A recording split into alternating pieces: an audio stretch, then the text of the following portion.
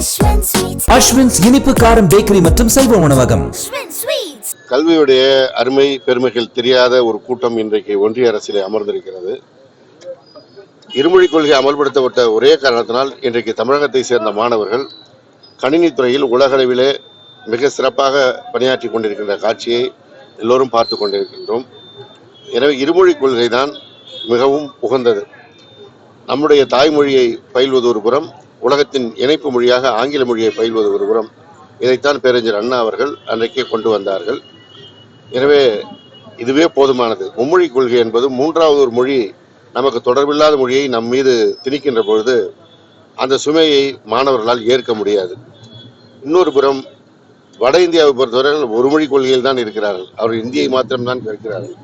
நம் மீது மாத்திரம் நாம் தாய்மொழி இல்லாமல் இன்னொரு மொழியை திணிப்பது என்பது தேவையில்லாத சுமை. இன்றைய காலகட்டத்தில் எல்லாம் உலகளாவிய தொடர்புகள் வந்துவிட்டது. எனவே எந்த தொழிலாக இருந்தாலும் உலகளாவிய சென்று விட்டது. அதற்கு ஆங்கிலம் தான் இணைப்பு மொழியாக இருக்க முடியும். ஆங்கிலம் கற்பது போதுமானது. எனவே தமிழ் ஆங்கிலம் என்கின்ற தமிழ்நாட்டுடைய இருமொழிக் கொள்கையை அவர்களுக்கும் ஏற்றுக்கொள்ள வேண்டியது. இன்னும் இதை சொல்லுகின்றவர் அவருடைய மாநிலத்தில் அவருடைய தாய்மொழியை மெல்ல மெல்ல இழந்து கொண்டிருக்கிறார் என்பதை கூட புரியாமல் அவர்கள் இருக்கிறார்கள். தமிழ்நாட்டை பார்த்து, பக்கத்தில் இருக்கின்ற கேரளாவை பார்த்து தாய்மொழி எப்படி கொண்டாடப்படுகிறது என்பதை அவர்களும் உணர வேண்டும் என்பதுதான் இந்த நேரத்தில் நான் சொல்கின்ற வேண்டுகோள்.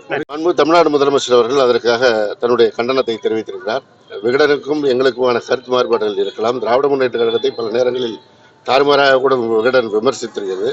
ஆனால் அதற்காக இது போன்ற கடும் நடவடிக்கையில் ஒரு நாளும் திராவிட முன்னேற்ற கழகம் இறங்கியதில்லை.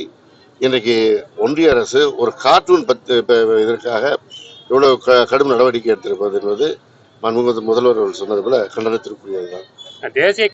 ஒன்றிய அரசு பல்வேறு நெருக்கடிகளை கொடுத்து வருகிறார்கள். அந்த நெருக்கடிகளை எல்லாம் நம்முடைய மாண்புமிகு முதலமைச்சர் அவர்கள் ஒவ்வொன்றாக தவிர்த்து வருகிறார். இதையும் நம்முடைய மாண்புமிகு முதலமைச்சர் அவர்கள் எதிர்கொள்வார்கள்.